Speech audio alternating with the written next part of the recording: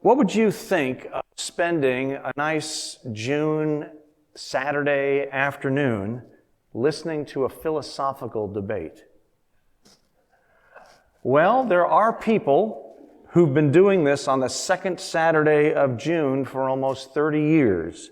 There are contestants from all around the United States and some from around other places in the world who gather at a sports arena in a little place called New York Mills, Minnesota, population of 1,249 people. But they gather there for what is known as the Great American Think-Off. Now, it's not an event for over-degreed college professors, for ivory tower philosophers.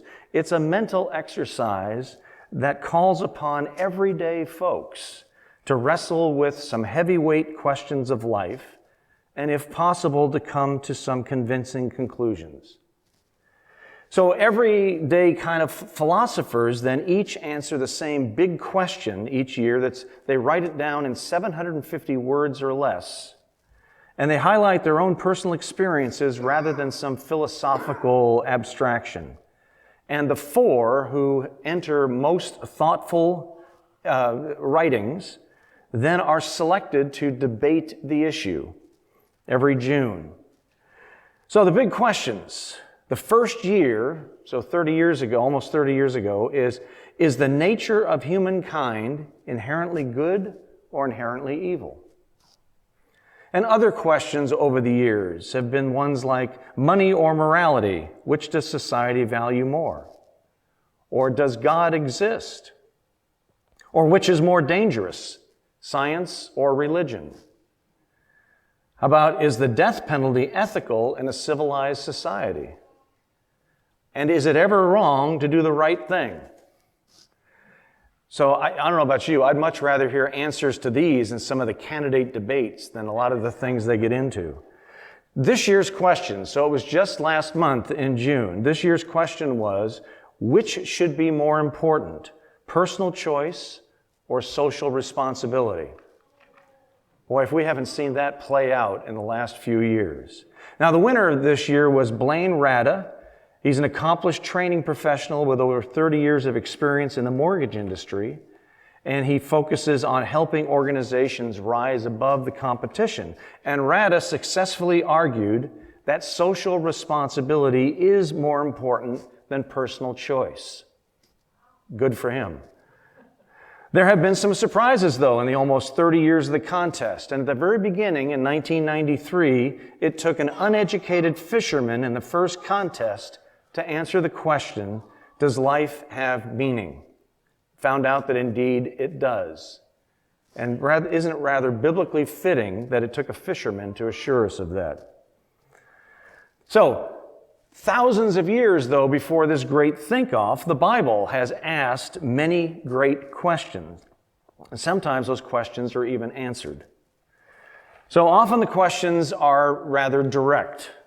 What must we do to inherit eternal life? Or who is my neighbor?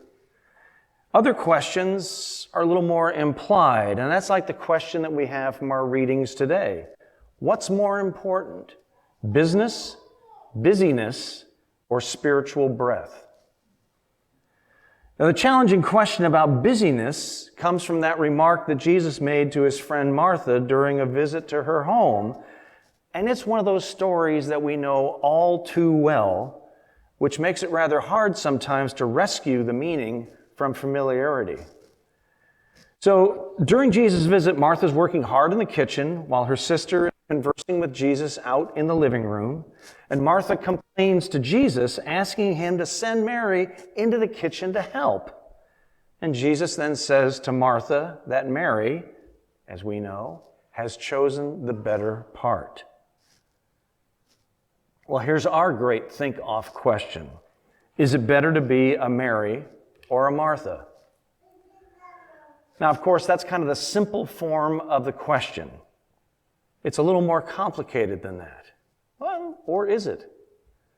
I mean, we could see Martha as an active Christian. The Christian who's at work, serving at the church, serving then too, all during the week out in the community. Is Mary then seen as the passive Christian, withdrawn from the world, focused on prayer and contemplation. The question could then move us into a discussion of the value of active service compared to that of quiet devotion. But is it an either-or?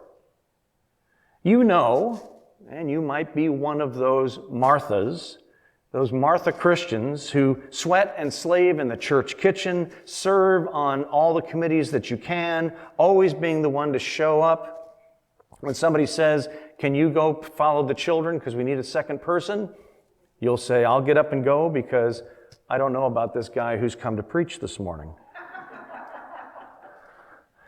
But you also might be one of those Mary Christians who prefer to study, to pray, to reflect, to make daily entries in your journal. Jesus says that Mary's got it right and Martha got it wrong. Well, that could be really kind of a gut punch to those of us who work hard to do what we believe Jesus has called us to do. But can Jesus' words also be a strong reminder that sometimes we get too busy doing instead of being?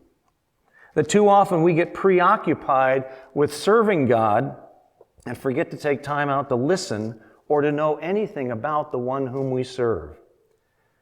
And we may even have the wrong picture from this limited view. Is it possible, if you ever think about the story itself and maybe some background before the scene that we see, is it possible that Mary had already done her part to help out in the kitchen? That she helped with the preparations before Jesus arrived? That she cleaned up the room? That she swept the porch? She helped knead the bread and stoke the fire? But when the guest arrived, then the work would stop. And she chose to sit then at the feet of Jesus and engage in conversation, to focus on the guest. But Martha, on the other hand, she couldn't let it go. Nothing was quite right. The preparations all had to be perfect. There was always something more to do. And when Mary doesn't share in her obsessive-compulsive behavior, well, Martha, who's, in a sense, the patron saint of multitasking, convulses in a fit of, let's call it Marthaplexy.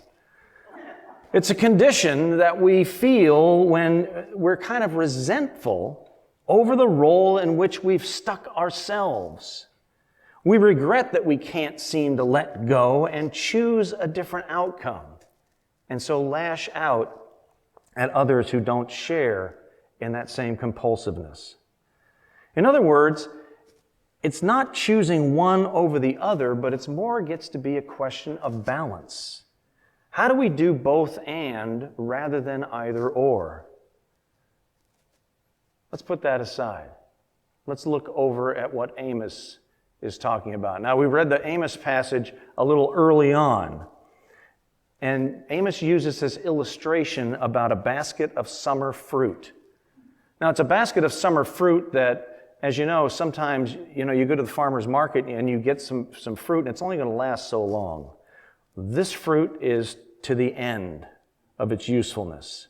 And it's there to announce the punishment and an end to these unfaithful Israelites. Now, there's a little wordplay that goes on in here in the Hebrew. And for those who, as you get these things in seminary, the professors who know Hebrew think that's a great wordplay, and we all go, okay. But see, in just hearing of the words, there's a Hebrew wordplay. The Hebrew word for this basket of summer fruit is kayitz. And the word for end is keets. Kayitz and keets. So thus, this basket of summer fruit, the kayitz, is ripe and won't last much longer, and the end, the keets, is approaching. And the nation is soon to be overcome by grief and death.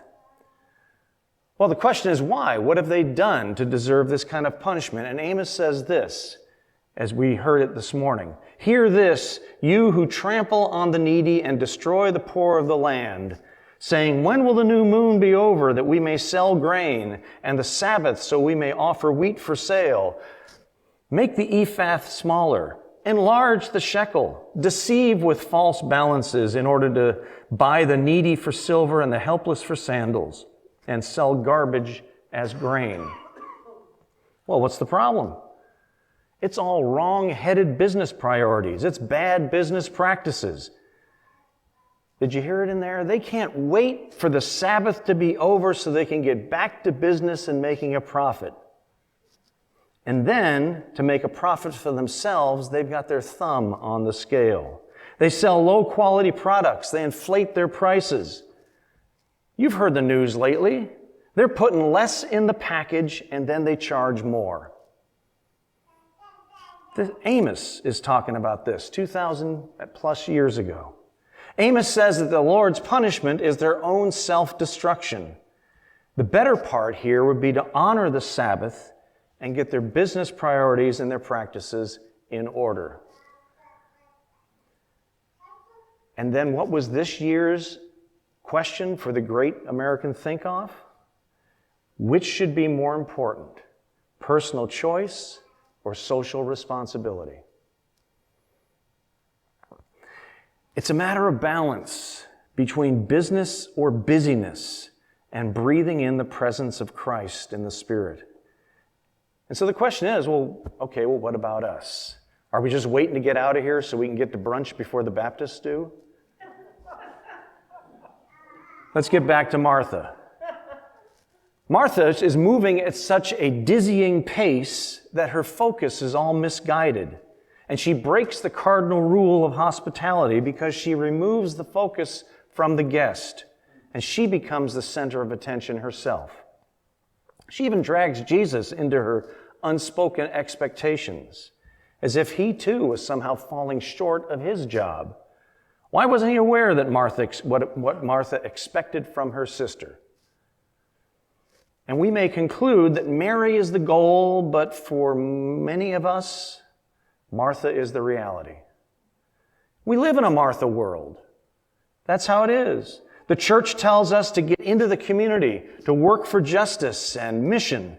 The pastor will challenge you to serve, to respond to your calling, to use your gifts. Church leaders remind you to volunteer for committees, attend the next event, donate food and clothing, take your turn helping as an usher or a liturgist. In other words, the message to us always seems to be Martha's. And then we hear Jesus say that Mary has chosen the better part. So how can we bring some balance of Mary into this Martha world? Or as Amos points out, to balance business with a life of faith. So the first then, Jesus tells us to stop talking, to sit quietly, to listen. Listen first, then make the plans. Too often, I'm busy telling Jesus what I'm about to do and then plan him to bless it. So maybe our plans would be wiser if we listened first and from the start. Second is to adjust our focus. Martha, Martha, you are worried and distracted by many things. When will we get out of worship so I can get back to my own stuff? Adjust our focus. To not be so self-focused. But then sometimes we try not to be self-focused, we have to watch out. Because we frantically try to take care of everybody else and all of their needs so we can try to prove how valuable we are. And lastly, is it better to be a being than a doing? A person who has learned how to be a human being will have no trouble working out how to be a human doing. But a human doing is going to have great difficulty figuring out how to just be. So to answer this think-off question that we have for this morning, is it better to be a Mary or a Martha? We might have to think that we side with Jesus' conclusion. Or do we need to then listen more to the whole of what Jesus is teaching? Amen? Amen.